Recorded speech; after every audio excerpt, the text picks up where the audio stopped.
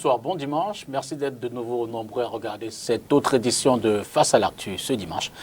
Madame, Monsieur, nous parlerons grandement des questions économiques avec évidemment cette inflation, mais notamment cette pression qui pèse sur les prix des produits pétroliers, notamment le gazole, dont on a pu observer la rareté dans certaines stations-service cette semaine à Douala, Yaoundé et dans d'autres localités de la ville. Nous reviendrons également en termes de reportage sur les performances pour lesquelles le ministre des Finances interpelle les entreprises, certaines entreprises de son portefeuille afin évidemment d'être encore plus efficace. On parlera également dans cette émission de l'émission des bons du Trésor. C'est annoncé pour le 25 juillet prochain, mais aussi les cours de vacances, nous y sommes. Mais le fil conducteur va davantage nous conduire dans la région du sud-ouest. Le sud-ouest et le nord-ouest, dont vous savez qu'il y a un plan de reconstruction nationale initié après le grand dialogue national pour évidemment ramener ces populations dans le développement après la crise qui y sévit. Parmi ces actions, donc, on va avoir des entités qui, chacune, doit jouer sa partition. C'est le cas de l'autorité de développement du Sud-Ouest, SOEDA, Southwest Development Authority, qui évidemment implémente sa stratégie pour accompagner les pouvoirs publics, notamment dans les domaines agricoles et bien d'autres, à travers des semences, maïs, riz, haricots, bien un ensemble de projets qui évidemment feront l'essentiel de l'émission. Parce que l'invité de ce dimanche est le directeur général de la SOEDA. Un directeur général qui est par ailleurs le président du projet AIVDP, dont on en connaîtra les contours. Je dis d'entrée bonsoir au docteur Bisson Ntui Okok qui est avec nous dans ce studio. Merci vraiment d'être parti de Brouillard. Oui, bonsoir, monsieur Dupita, pour m'avoir comme votre invité de ce jour. Bon, c'est un plaisir pour moi d'être à STV. C'est la première fois que je passe ici. Et vraiment, je suis très satisfait de ce que je vois déjà. Ben, nous sommes tout aussi honorés. Ce n'est pas évidemment tous les jours qu'on parle des entités de ce côté. Là, on a souvent l'impression qu'au regard de la crise, ça ne fonctionne plus beaucoup. Mais cela dit, c'est heureux de savoir qu'il y a des structures qui apportent du leur. Mais d'emblée, je voudrais le dire, monsieur le directeur général, vous apportez votre part. Oui. Souvent, on a le sentiment de vous confondre aux actions gouvernementales à travers le MINADER, le ministère de l'Agriculture et du Développement Rural. On va certainement savoir un peu quelle est la ligne de démarcation. Mais avant, est-ce que vous pourriez nous faire une brève présentation? Je rappelle que vous y êtes depuis juillet 2019. Oui. Ça fait 3 ans exactement, nous sommes en juillet. Oui, justement. Donc, on pourra faire une forme de bilan. Oui. Alors, la SOEDA, Oui. un peu une présentation pour... Oui, la SOEDA, n'est pas un établissement public administratif. D'accord. Et la tutelle de la SOEDA, tutelle technique, c'est le ministère de l'Agriculture et du Développement Rural. D'accord. Et le tutelle financière, bien sûr, le ministère des Finances. Donc, nous sommes dans le développement rural. Bon, quand on utilise, on dit le Southwest Development Authority, donc nous sommes là vraiment pour le développement rural. Et cet établissement public a été créé en 1987 par décret présidentiel. Et nous avons démarré les activités dans les années 91 avec le premier projet de développement intégré de la zone du sud-ouest. Et aujourd'hui, la SOEDA a déjà dans son actif 3 principaux projets qui ont été exécutés avec les partenaires financiers techniques du gouvernement, c'est-à-dire les bailleurs de fonds. Et nous avons un 4e projet qui est en cours, mais qui n'est pas directement sur SOEDA, mais c'est un projet que je suis aussi le coordinateur parce que j'ai commencé ce projet comme coordinateur et c'est par la suite que j'ai été nommé directeur général de la SOEDA, mais c'est un projet qui est au sein de la SOEDA. Et nous faisons dans le développement rural, c'est-à-dire l'agriculture, la construction des pistes agricoles, l'encadrement des producteurs et toutes d'autres choses. Mais tout compte la 90 minutes, hein, on aura le temps de parcourir d'ailleurs ces projets-là aussi. Mais avant, est-ce qu'on peut parler des véritables missions de votre structure? Vous dites qu'ils s'attaquent aux problèmes fondamentaux des zones rurales, mais concrètement, ça ramène à quoi? Bon, justement, bon, qu'est-ce que le développement rural, c'est essayer d'apporter vraiment des solutions aux pauvretés. Parce que nous savons que beaucoup de nos villages, on voit toujours, et les gens pensent que la pauvreté est, comme on dit en anglais, endémique. C'est comme s'il n'y aurait jamais de solution pour ça. Pourtant, on peut bien lutter contre la pauvreté et la éliminer même. Pourquoi pas? Donc, notre mission, c'est pour galvaniser la productivité au niveau des villages. Donc, quand on regarde les villages, qu'est-ce qu'on voit? On voit beaucoup plus l'agriculture. Mais on ne peut pas aussi faire l'agriculture s'il n'y a pas les voies d'évacuation. Donc, c'est pour cela que nous sommes dans la construction des pistes agricoles pour évacuer ce que les gens sont en train de produire. Justement, nous sommes là, c'est pour le peuple. Donc, c'est l'homme qui est au centre de nos activités. Et quand l'homme est au centre de nos activités, il faut aussi regarder les activités sociales, c'est-à-dire les choses comme les adductions d'eau, la construction même des centres de santé et beaucoup d'autres choses, la construction des marchés, parce que quand les gens produisent, il faut qu'ils vendent aussi. Et quand ils vendent dans les conditions qui ne sont pas très bonnes, il y a la perte après récolte qui est très élevée. Ça veut dire donc que tout l'investissement qu'ils ont fait, ça tombe dans l'eau. Il s'agit de l'agriculture transversale dans ces différents paramètres, dans ces différents domaines? Oui, justement, parce que nous sommes là, c'est pour accompagner les producteurs. Mais par exemple, c'est que quand on monte les projets, avec les projets, on essaie de cibler certaines spéculations. Par exemple, le projet que nous avons en cours maintenant, on travaille seulement sur 8 projets, sur 8 spéculations. C'est des spéculations qui ont tendance à avoir un impact économique fort. Oui, parce qu'on ne peut pas tout faire. Absolument. Oui. Et concrètement, donc, comment vous peut-être recensez, réunissez, travaillez avec les populations? Oui. Elles sont constituées en comité, elles sont représentées? Bon, justement, la SOEDA est à Buea. Notre siège est à Buea. De tout récemment, quand je dis tout récemment, c'est-à-dire dans les derniers 3 ans passés, nous avons créé ce qu'on appelle en anglais les outposts.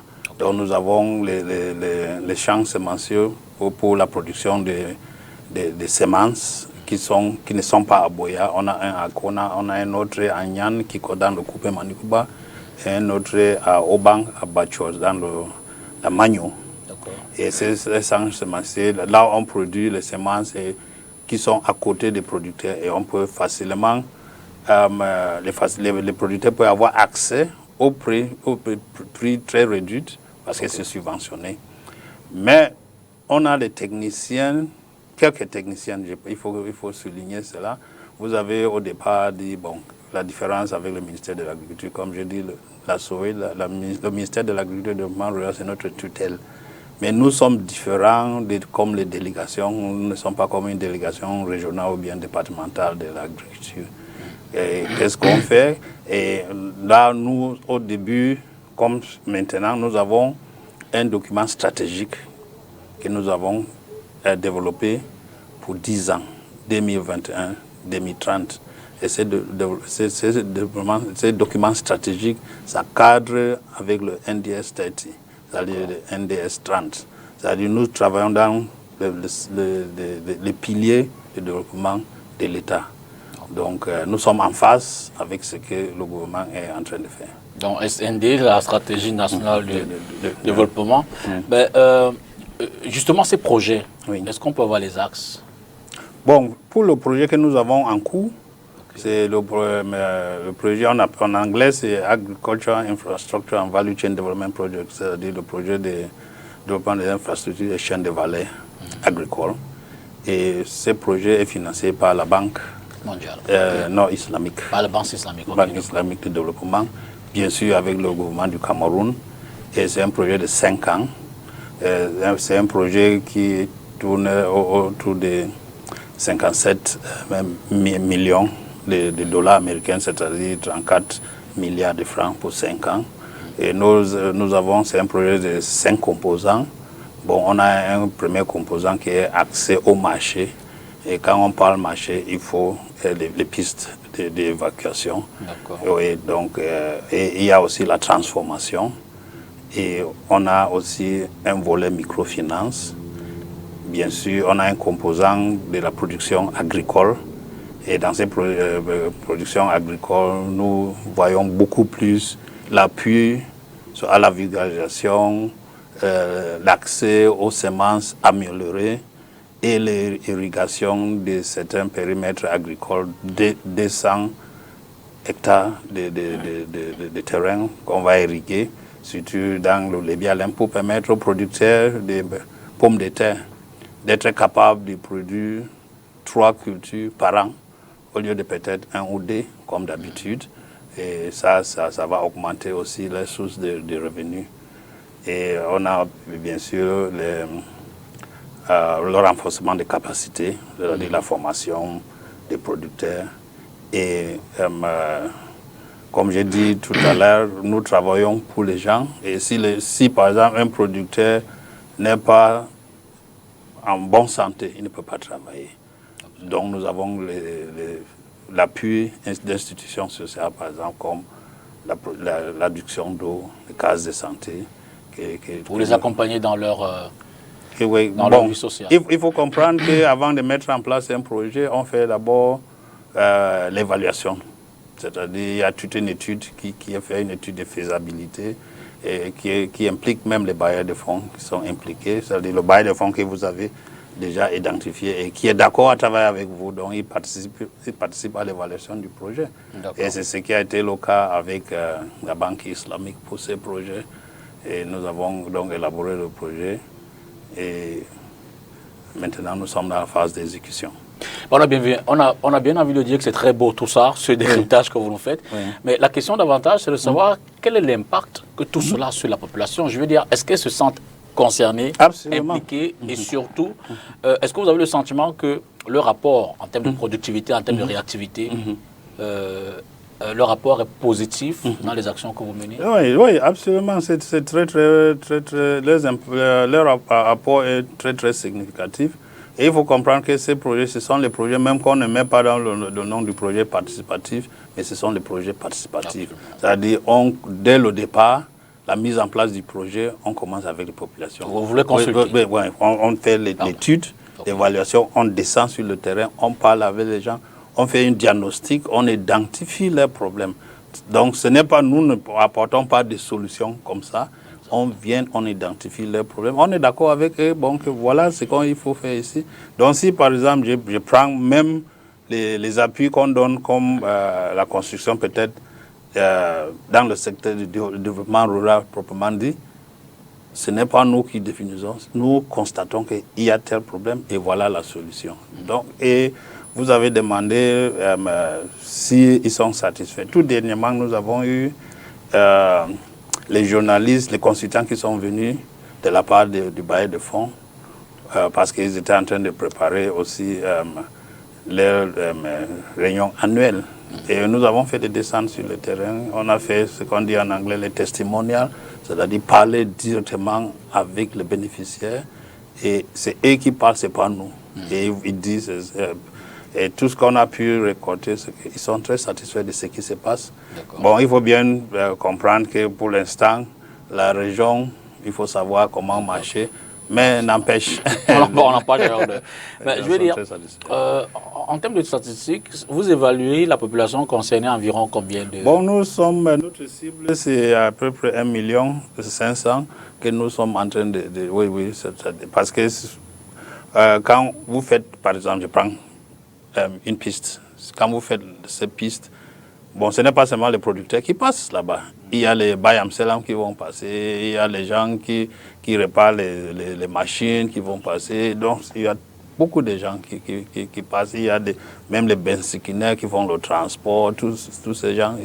Donc, l'impact du projet, c'est au-delà des producteurs agricoles. Parce que les gens ont tendance toujours à regarder, quand on dit que c'est un projet agricole, ils pensent que c'est pour le bénéfice seulement des producteurs. Non, il y a aussi d'autres acteurs qui sont impliqués et qui tirent beaucoup plus de profit par rapport même à certains producteurs. Et en termes de superficie exploitée? Bon, les superficies, bon, nous ne sommes pas un projet de plantation agricole comme par exemple la CDC, que nous avons les hectares. Donc nous travaillons avec les paysans. Donc c'est chaque paysan qui a sa superficie qui travaille. Donc c'est un peu difficile qu'on peut dire, bon, voilà le nombre d'hectares que nous sommes en train. Mais nous avons les objectifs, par exemple, pour la production. Je prends le manioc, par exemple. Nous avons l'objectif de distribuer à 1 franc bouture de manioc. Nous avons l'objectif de distribuer 6 millions de boutures.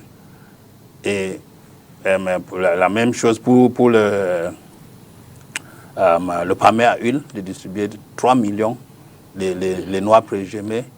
Et bon, quand on fait la comptabilité, on peut donner les hectares.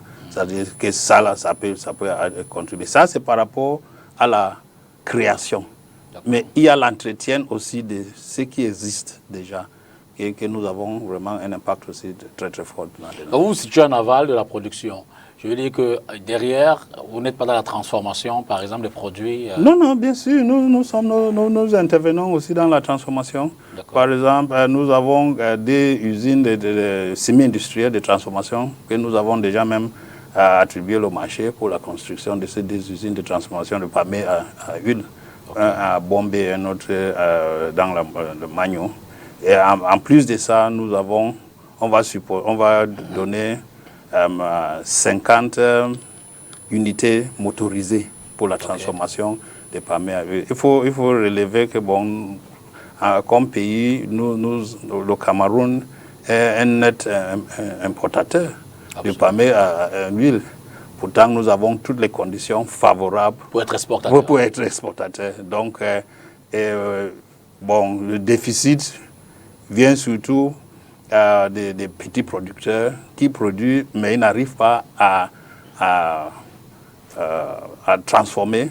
Bon, avec les machines que nous sommes en train de mettre à leur disposition maintenant, c'est les machines qui vont faire le taux d'extraction est à 21%. Mais quand ils font avec toutes les manières rudimentaires qu'ils sont en train d'utiliser, l'extraction est à moins même de 7%. Donc vous voyez qu'ils sont en train de perdre plus de la moitié de ce qu'ils sont en train de produire. J'ai aussi envie de vous demander, dans cet environnement marqué par la rareté, voire l'absence du blé, vous parlez tout à l'heure du manioc, on pense peut-être aussi à la patate, mais je veux dire que, est-ce que vous n'avez pas envie de soutenir les producteurs, dans le sens que c'est peut-être de nous produire demain le pain de manioc, le pain de patate, le pain... Bon, pour le pain... en fait, je parle de manioc et autres en termes de produits de substitution, si jamais... Comme j'ai dit, pour le projet, comme j'ai dit, le projet des infrastructures et développement des chaînes de valeur agricoles, quand on parle chaîne de valeur, on parle transformation, bien sûr. Oui. Donc, nous avons... Pour le manioc, nous envisageons mettre en place 20 unités de transformation de manioc en farine, en nos produits locaux comme le watafoufou, le gari. Ce qui correspond à quelle quantité de production? Oui, pardon. Ce qui correspond à quelle quantité en termes de... Bon, par exemple, les unités que nous sommes en train de mettre, c'est les unités de transformation de 1 tonne à l'heure de transformation. Donc maintenant... La quantité va dépendre maintenant de ce que les producteurs vont produire. Mais ce que nous avons comme objectif, c'est de passer à peut-être 30% de transformation à 80%. Parce que nous avons constaté que les producteurs qui produisent et ils vendent les produits c'est-à-dire brut, ne gagnent pas beaucoup. Il faut faire ces valeurs ajoutées. Et c'est ces valeurs ajoutées qui va vraiment les apporter beaucoup d'argent. Donc par rapport, par exemple, au manioc, nous envisageons que nos bénéficiaires vont beaucoup faire une contribution dans la production de farine de manioc. Et aujourd'hui, avec ce que nous vivons avec la farine de blé qui est devenue très chère et rare, il faut seulement que les gens ont l'habitude de consommer ce qui est produit. Consommer local. Oui. Alors pour finir peut-être cette première partie, vous parliez tout à l'heure de la différenciation entre la SOWEDA et le MINADER. Oui. Mais fondamentalement, quelle est la nature de vos relations de travail? Ah oui, bon, comme j'ai dit tout à l'heure, la SOWEDA, le MINADER, c'est la tutelle. C'est la tutelle de la SOWEDA.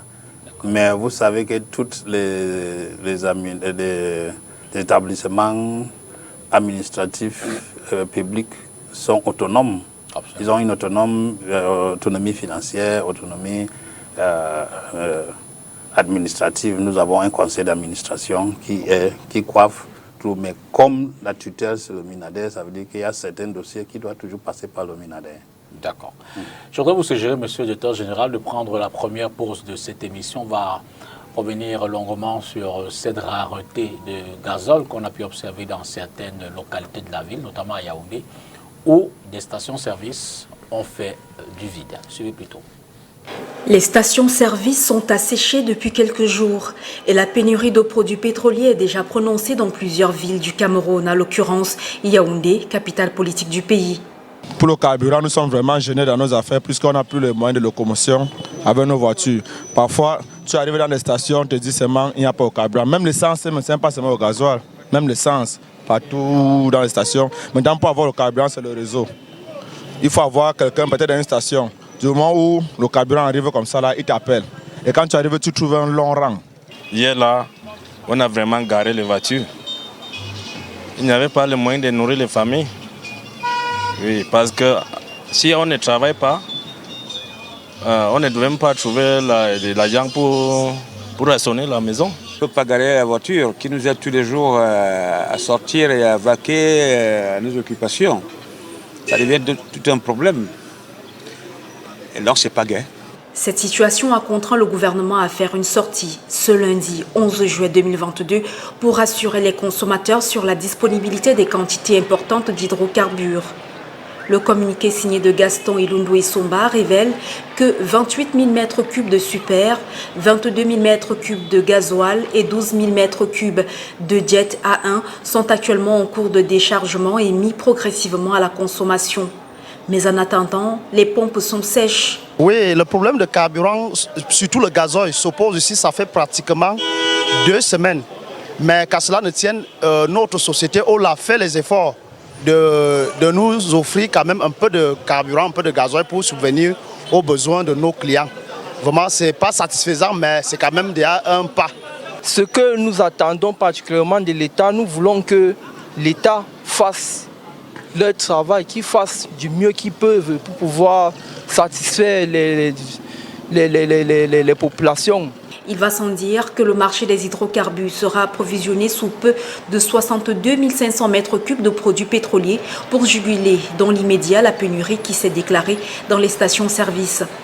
Ces quantités seront renforcées dans les prochains jours par des volumes supplémentaires de 88 000 m3 de gasoil et 35 000 m3 de super, rassure le ministère de l'Eau et de l'Énergie. Ces 123 000 mètres d'hydrocarbures sont dans les eaux en cours d'acheminement vers les côtes camerounaises. Il convient de rappeler que cette pénurie de carburant au Cameroun intervient dans un contexte où les négociations avec le Fonds monétaire international sont très houleuses au sujet de la hausse du prix du carburant à la pompe. L'institution de Bretton Woods fait pression sur l'État afin qu'il cesse de subventionner les prix à la pompe. Le gouvernement révèle qu'au cours des 6 premiers mois de l'année 2022, il a subventionné à hauteur de 317 milliards de francs CFA les prix du carburant à la pompe pour éviter une hausse.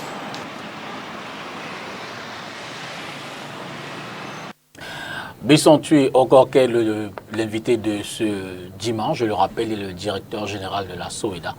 Cette entreprise, cette autorité de développement pour la région du Sud-Ouest, dont on sait évidemment qu'elle traverse un certain nombre de difficultés, dont la crise. Et d'ailleurs, par rapport à cela, depuis 2016, vous n'étiez peut-être pas encore aux affaires, ou du moins pas en tant que directeur général, mais on sait que la crise dans la région du Sud-Ouest notamment, et puis le Nord-Ouest aussi, a un impact négatif sur les activités. Absolument. Vous, comment vous la vivez déjà en tant que structure locale? Bon, c'est une situation très difficile et c'est une situation que nous vivons pour la première fois dans notre pays, surtout dans la zone du Sud-Ouest, là où je suis. Nous faisons nos activités et sans vous mentir, ça nous affecte. Mais nous sommes obligés aussi de développer des stratégies pour vraiment surpasser cette crise. Bon, je crois que notre très grande crainte, c'est l'aspect d'insécurité que nous risquons de fois de temps en temps. Peut-être les collaborateurs sont pris par les gens. Mais sinon, il y a aussi cette difficulté, par exemple, comme je vous ai dit, nous sommes dans les activités du terrain, nous travaillons en principe, nous avons un parc d'engins. Oui, donc pour faire des routes, il faut être en brousse pendant longtemps. Et quand il n'y a pas la sécurité, ça devient difficile. Mais comme je dis, nous sommes en train de développer des stratégies. Et la première stratégie, c'est de travailler là où on a un peu de sécurité, là où les gens sont en train de comprendre que quand il y a un problème, il faut trouver des solutions. Et on ne peut pas trouver des solutions dans la violence. Oui, il faut comprendre que si la violence ne résout aucun problème. Donc nous sommes en train de travailler avec les communautés qui ont décidé qu'on peut aller en avant et travailler ensemble. Donc par exemple, je prends certaines communautés, là où on travaille, on fait les routes, nous avons les taux que d'habitude on loue nos engins. Mais pour ces communautés qui sont organisées, qui sont prêtes à garantir notre sécurité, on les loue les engins à 50%. De réduction. Oui, 50%, okay. Il faut imaginer. Et en plus de ça, nous mettons nos techniciens en mission, on les paye et on travaille avec ces communautés-là. Bon, là où on peut aller, ces communautés ont accès aussi au matériel végétal comme les semences, là, comme je dis. Et bon, ceux qui sont dans les endroits qui ne sont pas sécurisés, même s'ils achètent le matériel végétal, ils n'ont pas l'encadrement parce que les techniciens ne peuvent pas arriver là-bas. Donc, ça nous cause beaucoup de problèmes. Ça réduit aussi notre champ d'intervention parce qu'on est maintenant en train de choisir là où on peut aller et là où on ne peut pas aller. Nous avons eu aussi des difficultés. Par exemple, l'année dernière, nous avons une machine qui a été vandalisée et qui reste toujours en plus jusqu'à aujourd'hui, qu'on n'a pas pu récupérer parce à cause de ces problèmes d'insécurité. Et en termes d'impact, peut-être sur la productivité, peut-être sur les chiffres d'affaires et autres. Bon, pour nous, en tant qu'entreprise, on n'a pas beaucoup de chiffres d'affaires comme nous sommes une administration, mais ça a un impact très très négatif. Mais comme je dis, les choses sont en train d'améliorer. Quand je vois par exemple déjà 2021, même quand on a commencé un peu difficile, mais c'est en train d'améliorer. 2020 était aussi dû à cause de Covid, parce que la Covid est venue aussi pour... ça fait des choses très difficiles. Et bon, on espère que 2022 sera mieux. C'est tout le mal qu'on vous fait. À côté de ces difficultés sécuritaires, quels sont les autres défis, quels sont les autres problèmes auxquels vous faites face là-bas? Bon, les autres problèmes, par exemple, nous avons les planteurs qui se sont déplacés. Beaucoup de gens, il y a des villages ne sont plus peuplés comme normalement il se doit. Bon, il est bien vrai que les gens commencent à rentrer peu à peu, donc ça c'est aussi un inconvénient. Il y a des champs qui ont été abandonnés pendant longtemps et il faut beaucoup investir maintenant pour réhabiliter tous ces champs-là. Donc ça demande beaucoup de moyens auprès des producteurs et certains producteurs ont vraiment ces difficultés de surmonter cette... Et vous travaillez déjà sur la réhabilitation de ces infrastructures, vous avez des contacts, les bailleurs de fonds, le gouvernement? Oui, nous, comme j'ai dit, le projet que nous avons, par exemple, nous avons lancé déjà un appel d'offres pour la construction de 290 km de routes, la réhabilitation de la construction.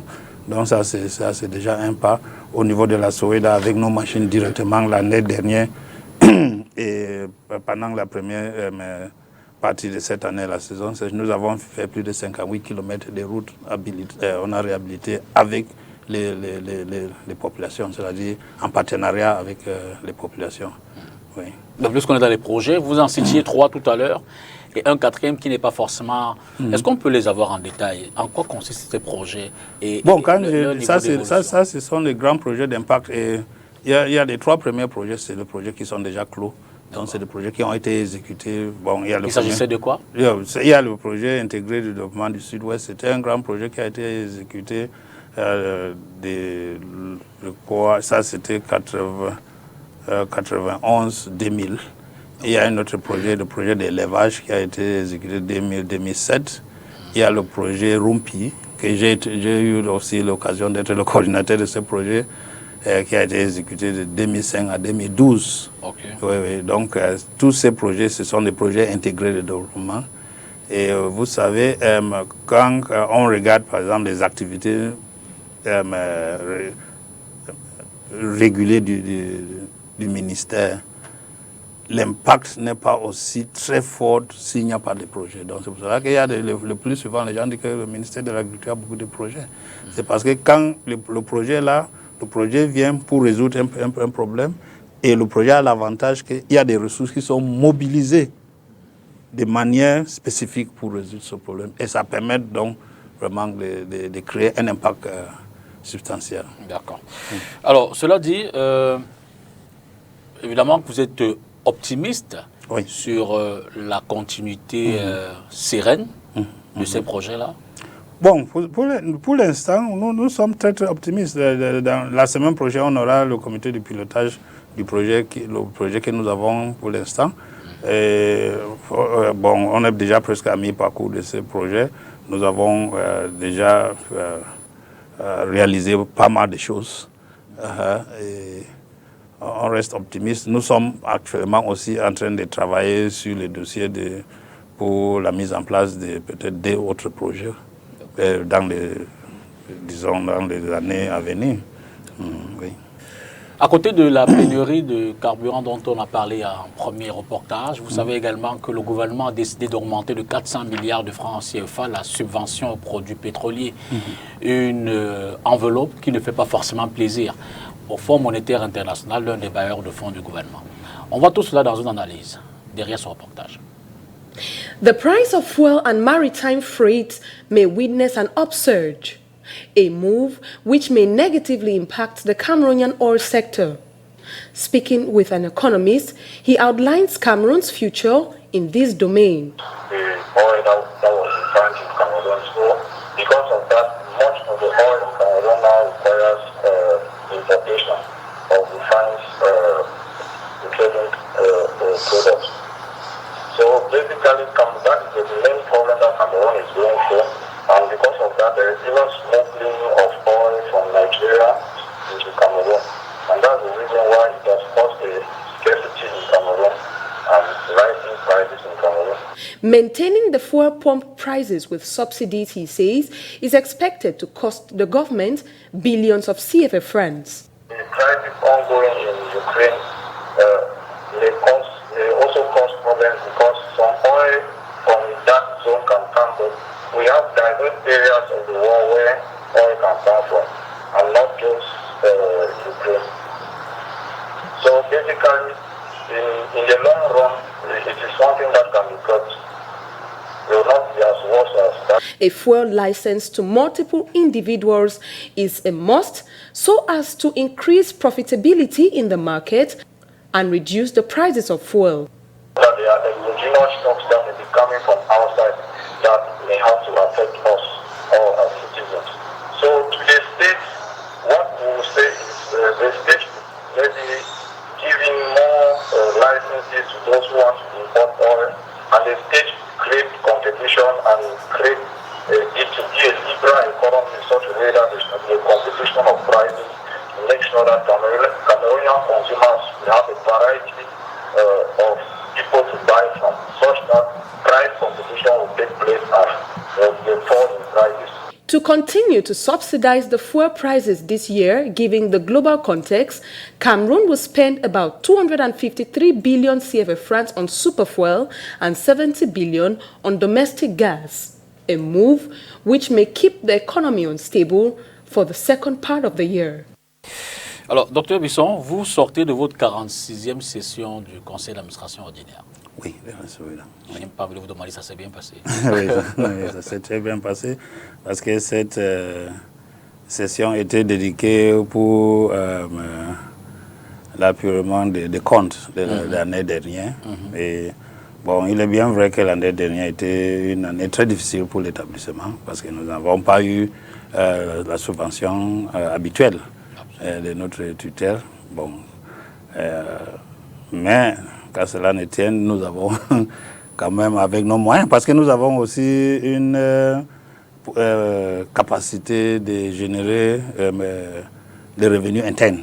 Okay. Oui, il est bien vrai que cette capacité a été beaucoup plus affaiblie avec la crise que nous vivons dans la région. Mais, comme je dis, bon, cette 46e session a été positive. Mais est-ce que le manque de subventions a impacté peut-être sur cette... Absolument, parce que nous avons voté notre budget en sachant qu'on allait avoir cette subvention. Okay. Et par après, bon, avec certaines difficultés, nous n'avons pas eu le choix. Oui, donc on était obligé de faire un recadrage du budget au cours de l'année pour nous permettre quand même de réaliser certaines activités. Comme je dis par exemple, nous sommes déjà réputés pour la production des semences de maïs dans le sud-ouest. Si un jour on dit qu'il n'y a pas de semences de maïs, les gens vont dire ça veut dire qu'il n'y a plus de Soweda. Parce que tout le monde sait, nous produisons des semences, beaucoup de producteurs qui font le maïs dans la région, ils prennent les semences chez nous. Et nous avons souvent l'habitude même aussi de fournir même le ministère, c'est-à-dire pour permettre au ministère d'envoyer les semences dans d'autres régions. Donc c'est une activité que nous avons déjà une bonne maîtrise. Et on ne peut pas, même si c'est difficile, comment on doit toujours le faire.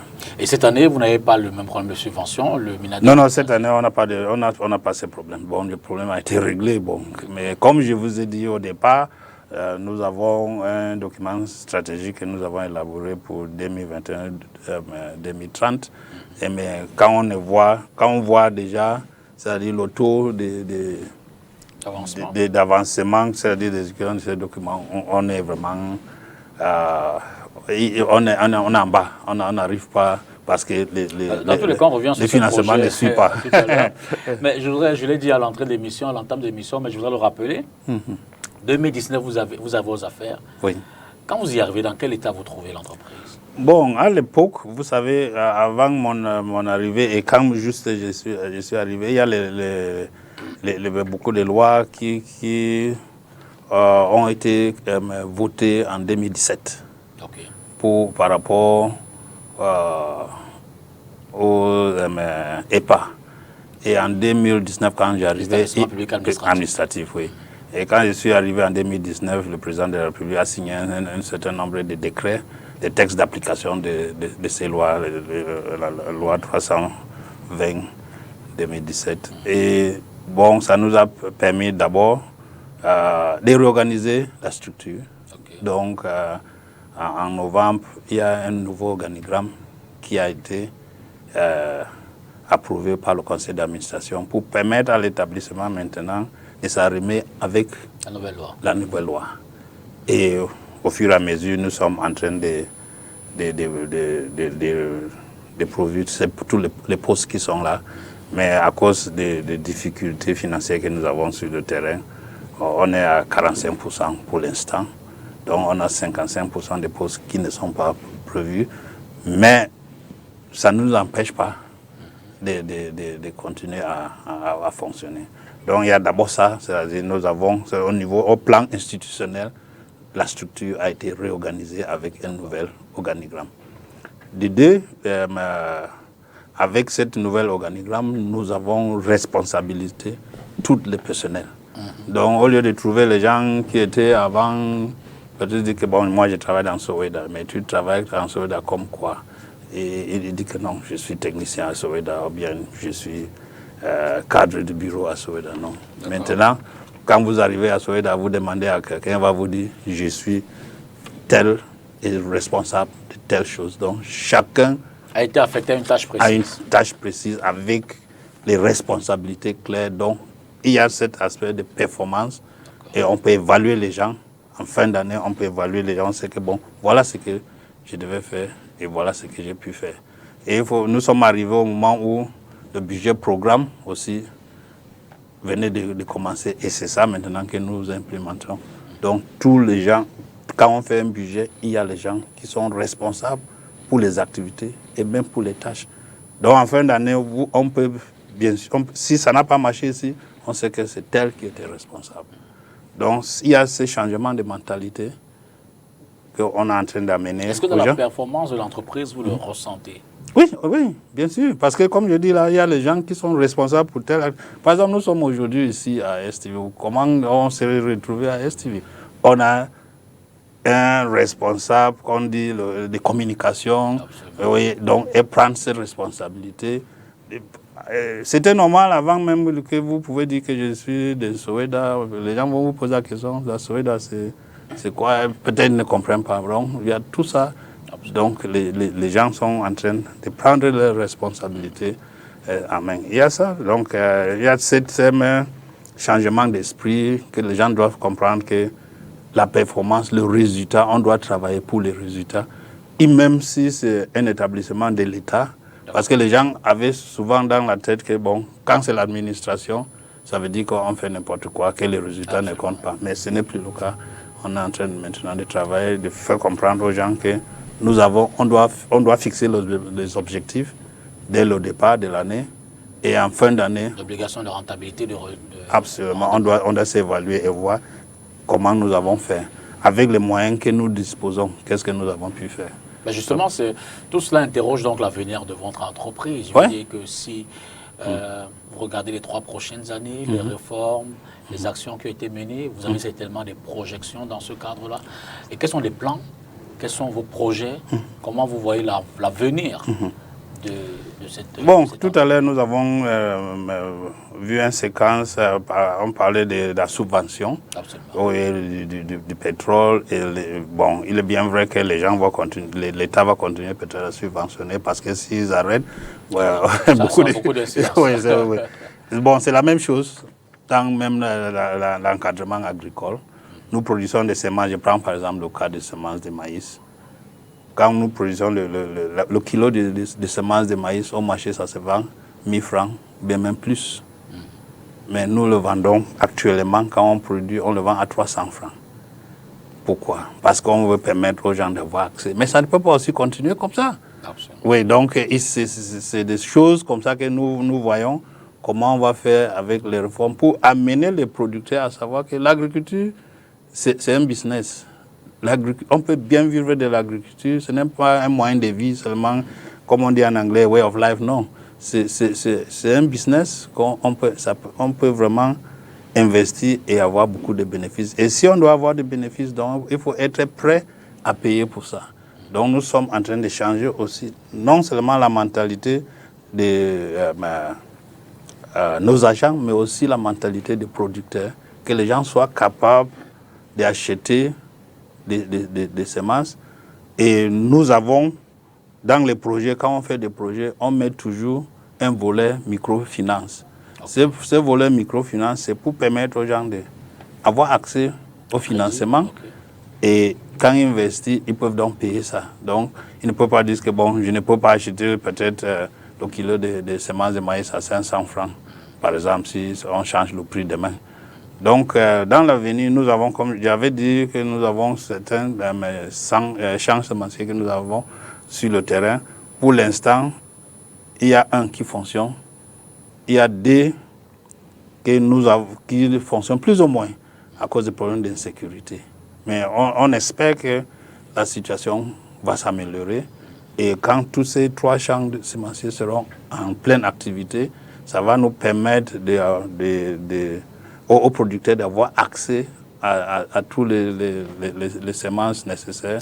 Et pour les autres champs semenciers qui sont en activité? Pardon? Pour les autres champs qui sont en activité, normalement, qu'est-ce qu'on peut en dire? Non, par exemple, nous avons un champ semencier que on a créé dans le coupé Maningouba. D'accord. Oui, oui, donc pour l'instant, on a les rejets de plantains, on a des boutures de manioc.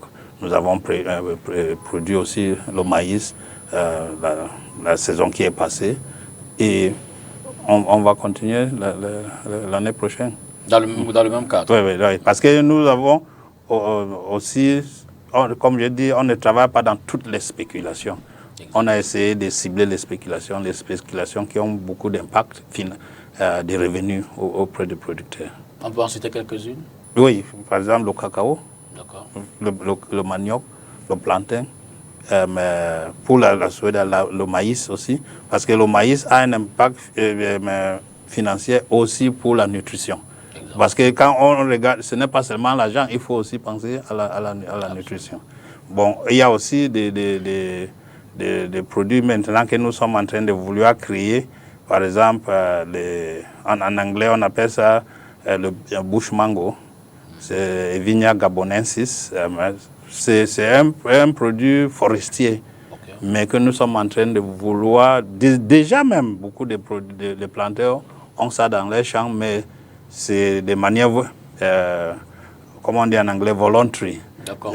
C'est pas industriel, pas en grande quantité. C'est pour la consommation ménagère. Oui, mais ça a beaucoup d'impact pour la création de recherches.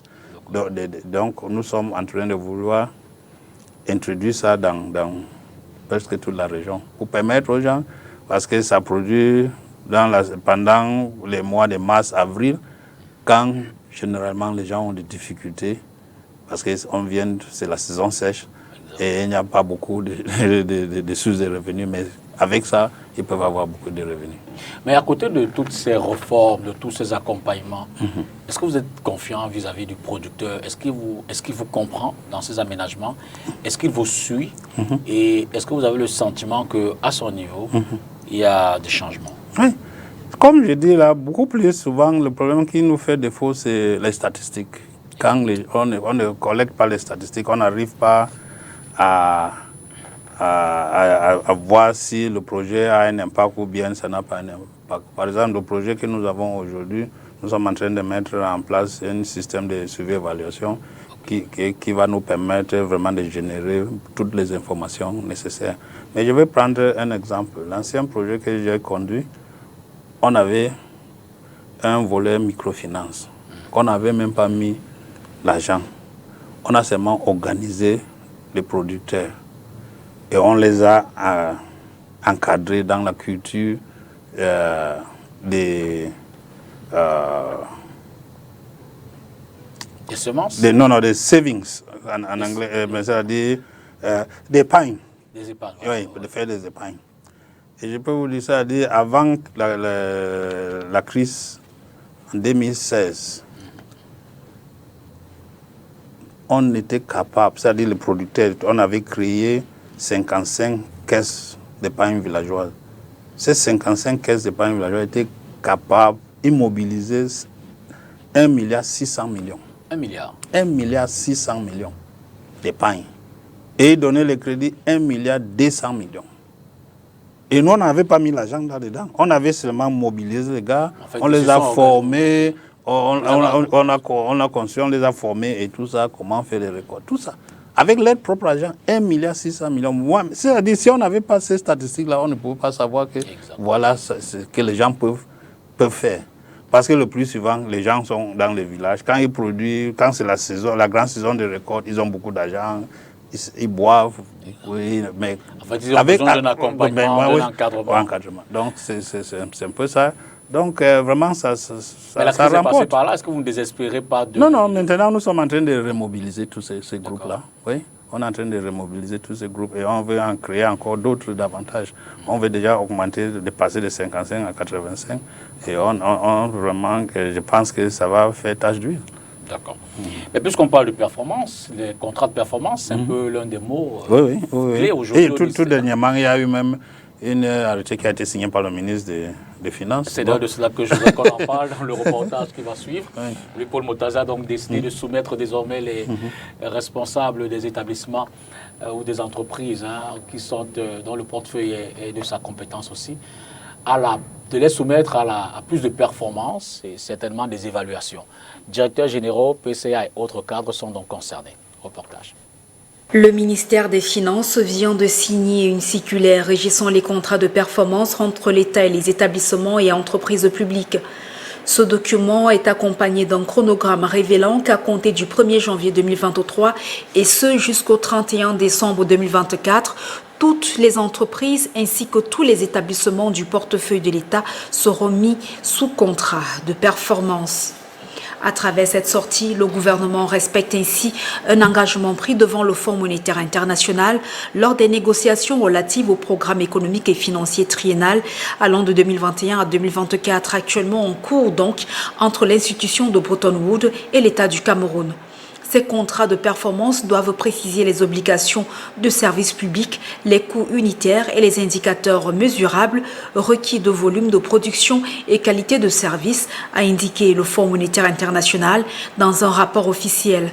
En effet, pour le FMI, en plus de produire des piètres résultats, les établissements et entreprises publiques au Cameroun sont des gouffres à sous dans la mesure où ils reçoivent régulièrement d'importantes subventions et de la trésorerie de l'État sans obligation de résultats. Le ministre Louis Pomotazé souscrit d'ailleurs lui-même à ces greffes faits aux sociétés d'État dans sa circulaire du 6 juillet 2022.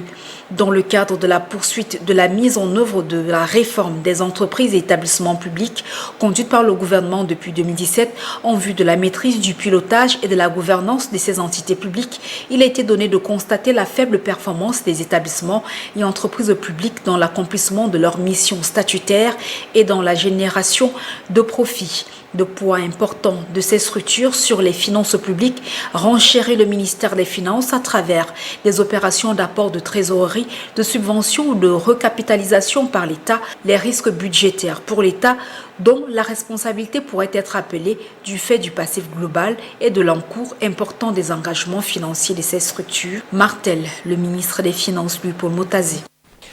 Monsieur le directeur général, vous sentez-vous concerné par cette actualité autour de la performance? Absolument, nous sommes concernés.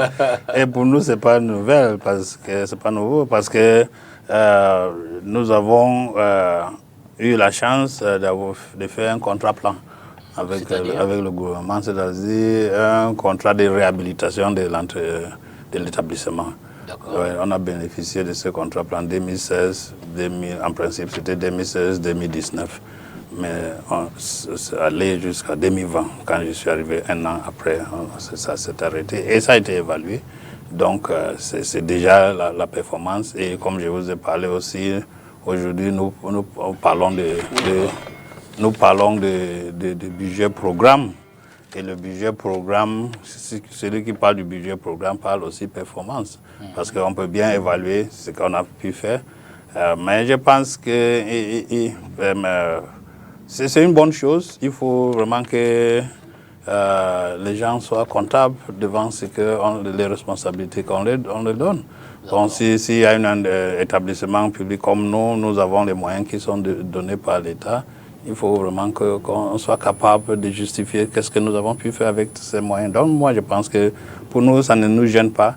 Le problème qui peut être là, c'est que certains établissements publics comme nous, qui sont dans l'agriculture, nous travaillons en fonction d'un calendrier. Si le calendrier agricole n'est pas respecté, ça veut dire qu'on ne peut pas parler aussi. Donc, c'est des deux côtés. Moi, je pense qu'un effort sera fait aussi pour accompagner ces structures par rapport aux périodes d'avoir le financement. Parce que si un financement vient peut-être 10 mois après le début de l'année, ça, c'est déjà... Même si vous ne pouvez pas faire la magie pour être performant dans ce... Je veux dire, ce cadrage agricole, il est sur quelle période de l'année? Non, comme je dis, l'année c'est 12 mois, mais il y a certaines cultures. Donc, par exemple, chez nous, dans le sud-ouest, nous avons la pluie presque 9-10 mois. Donc, la semis commence déjà en mars. Donc, si vous voulez faire quelque chose, il faut savoir que au début du mois de mars, il faut déjà être capable de planter. Bon, nous avons deux principales saisons de culture. La première saison et la deuxième saison. nous au niveau de la SOEDA, pour la production de semences de maïs, nous faisons pendant la deuxième saison-ci. Donc, toutes les activités agricoles, c'est en fonction de ces calendriers. Donc, il faut absolument que les moyens soient disponibles pendant les activités, en fonction de ces calendriers. D'accord. Alors, la Covid est passée par là, oui. La crise passe par là. Avez-vous la même confiance quant à la performance, aux performances à atteindre? Vous pensez que vous allez répondre aux critères du ministre des Finances? Je pense qu'on va répondre. Pour la Covid, c'est déjà derrière nous. On espère qu'il n'y aura plus une autre pandémie, même comme ce n'est pas encore fini, mais nous pensons que c'est déjà derrière nous. Nous avons pris nos vaccins, et bon, ça fait un bon bout de temps. Moi, je n'ai pas rencontré quelqu'un qui souffrait de ça, mais on continue toujours à respecter les distances et prendre les précautions. Mais par rapport à la sécurité aussi, au niveau du sud-ouest, comme je dis, la situation est en train d'améliorer. Il est bien vrai, de temps en temps, on a des attaques sporadiques. Et surtout pour ceux qui ne sont pas dans la région, quand ils entendent ça dérange. Bien sûr, ça dérange, mais on espère qu'il y aura une issue et on va trouver une solution définitive à ces problèmes. Parce que ces problèmes, c'est notre problème. C'est nous. Ce n'est pas un problème qui vient de l'étranger. Il faut que tout le monde s'engage. Ceux qui sont en train de nous causer cette difficulté, ce sont nos enfants, ce sont nos frères. Et il faut continuer à dialoguer avec eux et on espère que ils vont comprendre que tout ce qu'ils veulent, nous aussi on veut ça. Parce qu'ils disent qu'ils veulent le développement. Qu'est-ce que nous sommes en train de parler depuis que nous sommes ici? C'est le développement, n'est-ce pas? Donc si c'est ça qu'ils veulent, il faut qu'on travaille ensemble. Cela dit, on va retourner au niveau de la régie, puisqu'on parle de voies et moyens et de solutions. Oui. Le gouvernement aussi en cherche. D'ailleurs, on parle à nouveau de l'émission des bons du Trésor au niveau du ministère des Finances. Donc, l'une des dates retenues était le 11 juillet. Mais dorénavant, ce sera le 25 juillet. Reportage.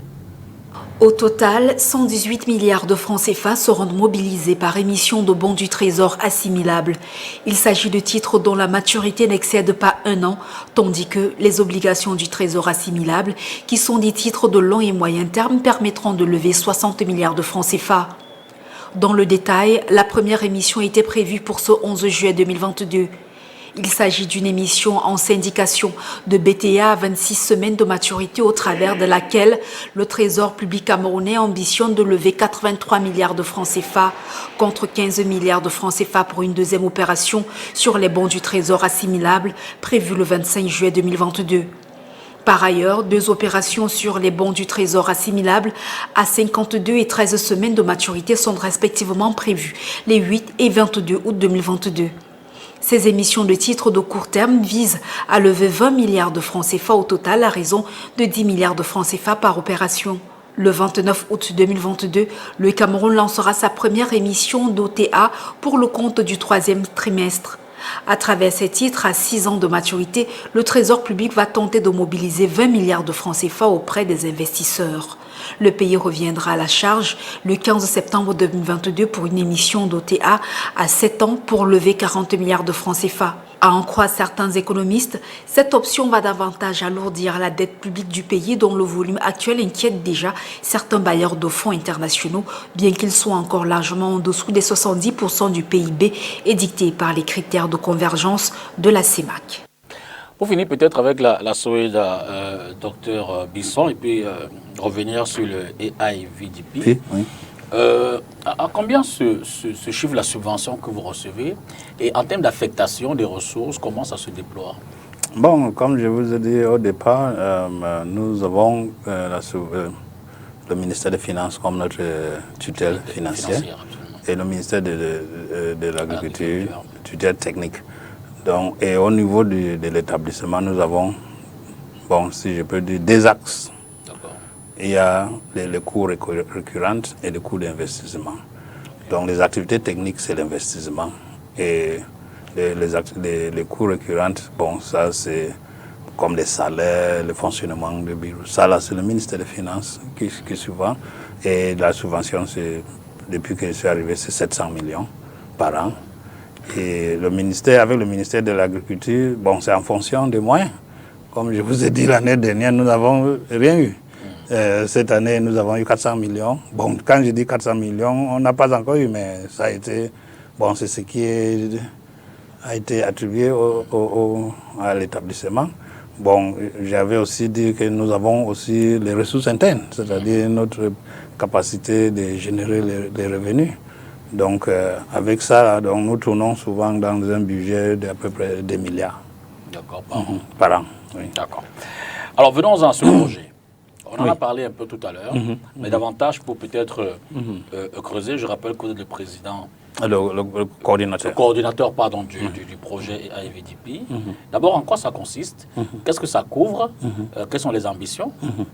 Bon, le projet AIVDP, comme je vous ai dit, c'est un projet d'infrastructure agricole et développement des chaînes de valeur agricole dans la région du Sud-Ouest. Ça ne couvre pas toute la région. Bon, ça couvre à partir de Moutenguene, pour ceux qui connaissent le Sud-Ouest. Et nous travaillons sur les grands axes. C'est-à-dire, quand vous quittez Moutenguene, vous allez à Kumba, Manfé, jusqu'aux frontières avec le Nigeria. Et vous prenez sur l'axe principal Bamenda, Manfé et Kok, à partir de Nomba jusqu'à Manfé aussi. Et vous prenez aussi de Loum, en passant par Tombel, en descendant jusqu'à Mondemba. Et vous prenez Moutenguene, Limbe, et vous faites derrière le mont Cameroun. Bon, avec tout ça, ça fait environ 600 communautés comme notre cible. Et avec l'expérience, nous avons essayé de limiter pour ne pas couvrir toute la région, parce que quand on essaie de couvrir toute la région, on se retrouve trop dispersé et l'impact n'est pas suivi. Mais en plus de 7 axes que j'ai énoncés, il y a aussi bien sûr la zone d'Nkongle dans le Lébialem, du nord de Lébialem, et la zone d'Akwaya. Même comme ce sont des zones qui sont un peu enclavées, nous sommes là-bas pour des raisons spécifiques. Par exemple, nous sommes en Nkongle pour appuyer la production de pommes de terre. Beaucoup de gens mangent la pomme de terre, et quand on parle de pomme de terre, on voit seulement l'ouest et le nord-ouest. Mais ils ne savent pas que beaucoup de ces pommes de terre viennent d'un Congo. Oui, ça vient du sud-ouest. Et donc, le coût de transport. Ouais, voilà. Donc, au niveau d'un Congo, par exemple, nous sommes en train d'appuyer les producteurs avec l'irrigation. On va faire l'irrigation sur 200 hectares. Et on va construire aussi des comment on dit, warehouse, c'est-à-dire les grands magasins. Les grands magasins de stockage. Oui, à température contrôlée. Oui, pourquoi? Parce que quand vous arrivez là-bas, vous allez constater que quand c'est la grande saison, vous pouvez acheter un sac de pommes de terre peut-être à 15 000 francs ou bien 10 000 francs. Absolument. Oui, mais alors que quand ce n'est pas la saison, ça monte jusqu'à 40 000, 50 000 francs. Donc, avec ces magasins à température contrôlée, ça va permettre non seulement qu'on va réduire la perte post-récolte, mais on va aussi permettre aux producteurs de vraiment de gagner à leur fonds. C'est-à-dire, ils vont vendre au prix les prix qui sont bien par rapport à l'investissement. Parce que quand ils vendent, par exemple, à 10 000 francs, ça veut dire qu'ils sont en train de perdre. Absolument. Oui, mais avec ces magasins-là, ils seront capables de stocker et vendre progressivement. Donc, c'est un peu ça qu'on va faire. Et à Akwaya, même comme c'est très, très enclavé, difficile, mais Akwaya aussi, c'est un des bassins de production du riz. Et vous savez qu'au Cameroun, l'importation du riz, nous importons tellement. Je pense que les chiffres, peut-être, c'est plus de 200 milliards. 200 milliards de par an que l'État dépense pour l'importation du riz. Pourtant, nous avons ces bassins de production qu'on peut bien développer la production du riz au Cameroun. Donc notre projet va travailler un peu dans la zone d'Akwaya. Et notre objectif là-bas, c'est faire ce qu'on appelle quand on dit en anglais, branding. C'est-à-dire permettre aux gens de dire que voilà, ça c'est le riz du Cameroun, c'est le riz d'Akwaya. Donc nous sommes en train nous avons lancé déjà le marché pour la construction de 2 petites usines de transformation de riz à Akwaya. Et ça, c'est ce projet notamment. Sur le projet. Ce projet notamment, vous pensez qu'il va durer, la construction là, c'est pour quand? Non, la construction, comme je dis là, le marché est lancé. Donc, je crois, dans moins de 15 jours, parce qu'on a déjà lancé ça, donc on va ouvrir les appels d'offres. On va ouvrir et on va faire le processus nécessaire à attribuer le marché. De sélection. Oui. Donc, on va réaliser ça avec beaucoup de chance. Je pense que d'ici peut-être fin février 2023, ça sera déjà peut-être réalisé. D'accord. Oui, parce que dès qu'on trouve une entreprise qui est vraiment performante, c'est ça le problème. D'accord. Alors, vous dites infrastructure, agriculture, chaîne de valeur, développement. Mais on parlait par exemple tout à l'heure de la construction des magasins de stockage. Mais concrètement, c'est quoi ces infrastructures que vous construisez? Ça renvoie à quoi? Par exemple, comme je dis, les infrastructures agricoles, c'est quoi? Premier, c'est les pistes d'évacuation. Exact. Parce que si vous produisez et vous ne pouvez pas évacuer, production perdue. C'est perdu. Absolument. Donc on va faire 290 km de route.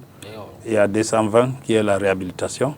Il y a 70 km qui est l'ouverture nouvelle. Parce que nous avons encore des villages qui n'ont jamais vu le véhicule.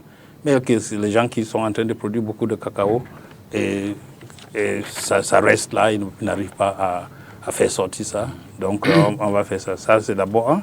De deux, nous avons les marchés. On va construire 30 marchés agricoles, des bonnes structures que les producteurs peuvent rester là. Et avec ces marchés-là, il y a des hangars qui peuvent bien protéger les produits et réduire aussi la perte. On a aussi 30 hangars, comme on appelle ça en anglais, des farm gate hangars. C'est-à-dire quand vous marchez en route, vous trouvez certains endroits où les producteurs vendent leurs produits, mais ils sont exposés. Exact. Donc on va construire ces hangars-là, 30 aussi.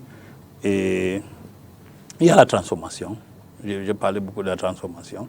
Ça, c'est toujours des infrastructures agricoles. C'est-à-dire on veut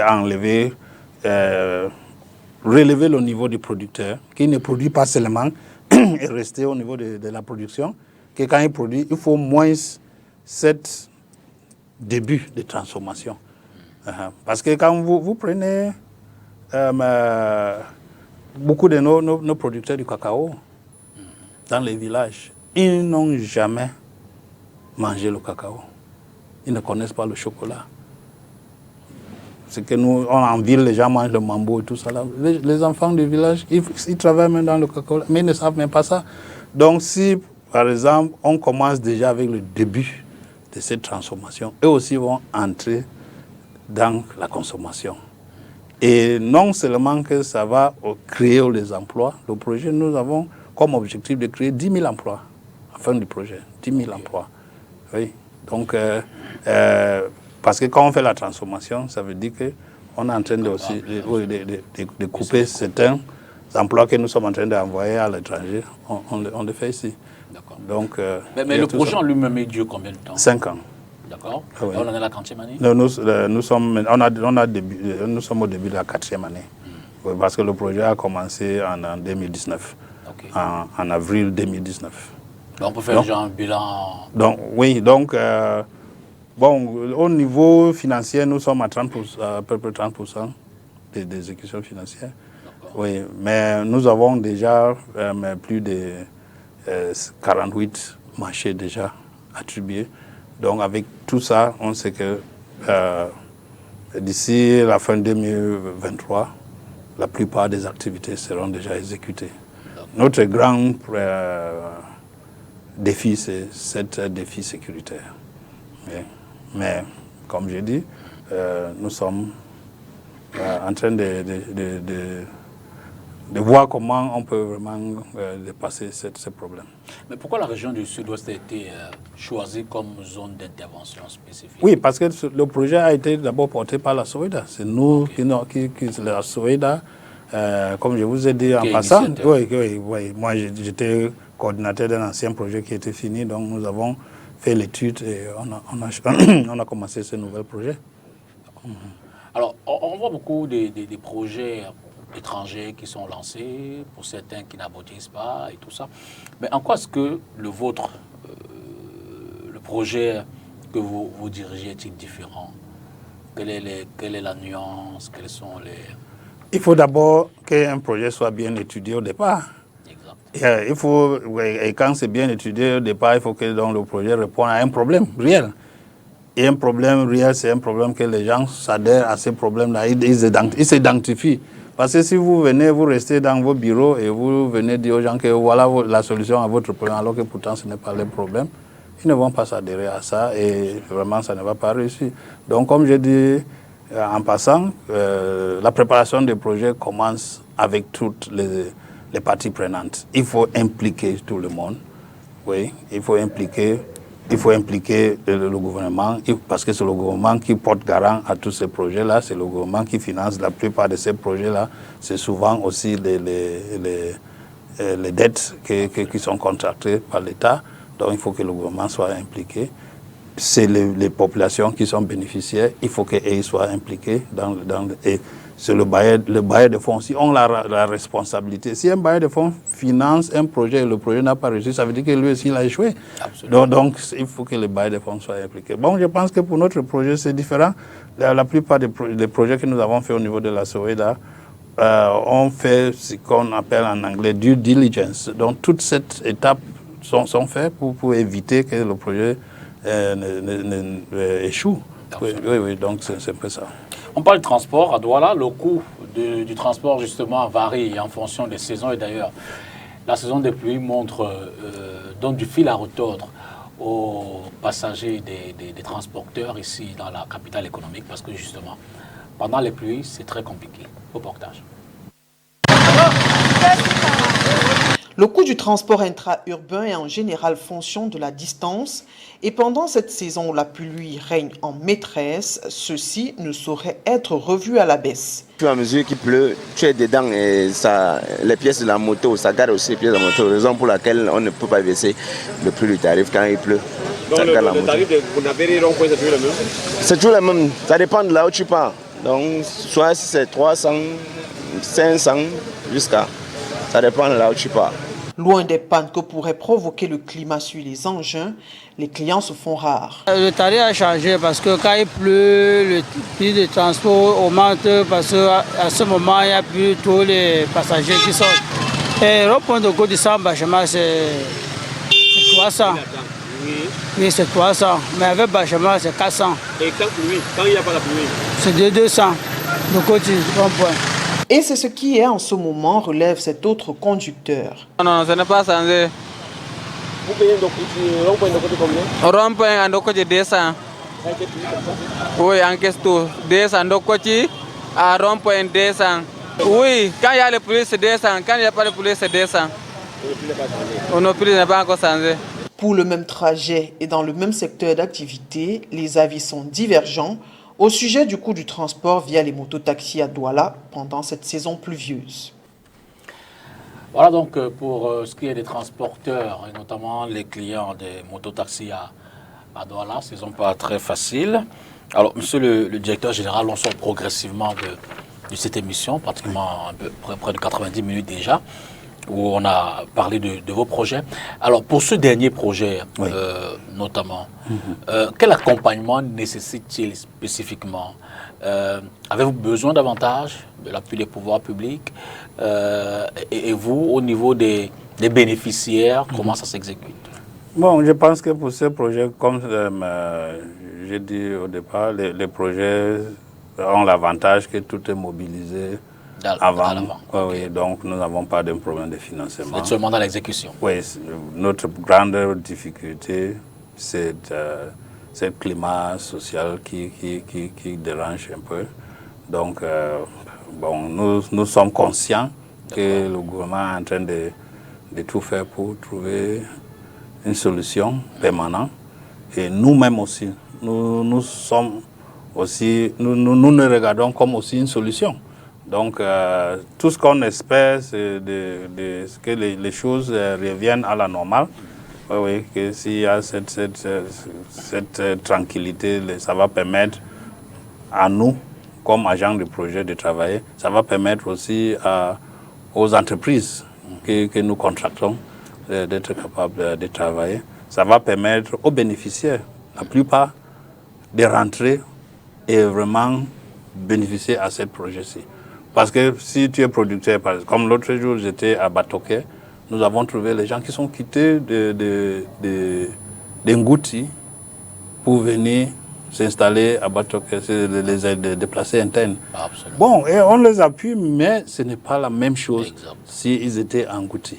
Donc vous voyez, donc c'est un peu ça. Ça veut dire qu'indépendamment de la situation, indépendamment de cette insécurité, le projet n'aura pas besoin peut-être d'une rallonge en termes de détails. Bon, non, si on a un rallonge, c'est si on n'arrive pas à finir les activités. Par exemple, on peut commencer avec, comme j'ai parlé avec les routes là, nous avons lancé déjà la peur d'offres. Et si les entreprises qui sont sur le terrain et le moment arrive, parce que le projet finit en avril 2024. Si en avril 2024, ils n'ont pas fini, on peut donc demander un rallonge auprès du bailleur. Mais ce n'est pas un ajout de financement, c'est juste en termes de période. En termes de période. Donc pour rattraper le temps perdu. Oui. Alors, pour finir, peut-être vous aurez un appel ou une volonté à adresser à vos partenaires. Bon, je pense que je commence d'abord à vous remercier vraiment de nous avoir donné cette opportunité de parler. J'espère que nos gens vont comprendre un peu mon français. Non, au contraire, c'était parfait, monsieur le directeur général.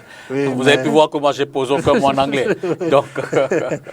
Donc, je pense que tout ce que je peux dire, je continue à encourager mes collaborateurs, que nous avons une responsabilité qui est une responsabilité de privilège. Parce que quand vous travaillez pour changer la vie quotidienne des gens, ça donne une satisfaction. Donc il faut que les gens comprennent cela. Et aussi aux bénéficiaires du projet, moi j'appelle aux gens de ne pas regarder, ne pas se considérer comme seulement qu'ils sont des bénéficiaires. Il faut qu'ils se voient comme, oui, qu'ils adhèrent au projet. Il faut qu'ils comprennent qu'ils sont aussi les acteurs clés. Absolument. Et nous sommes dans la construction de la nation. Et la construction de la nation, c'est tout le monde qui est appelé à mettre sa main sur le bateau. Docteur Besson Tuyogok, je voudrais vous dire merci infiniment. C'est moi qui vous remercie. Dans cet environnement pas facile, je pense qu'il est quand même bien de temps en temps de montrer qu'il y a des lueurs d'espoir, il y a des entités, des établissements publics administratifs comme le vôtre qui contribuent et qui participent, certes dans la difficulté, mais au développement et à l'émancipation des populations. Merci encore de vous être arrêté ce dimanche ici. Merci. Et bonne continuation dans vos activités. Merci. Merci à vous à la maison. Je l'ai dit, on est avec le directeur général de Soweda qui est venu évidemment nous parler de ses activités ici et davantage comprendre exactement comment est-ce que les choses se déroulent indépendamment des difficultés qu'on a pu évoquer au cours de cette émission.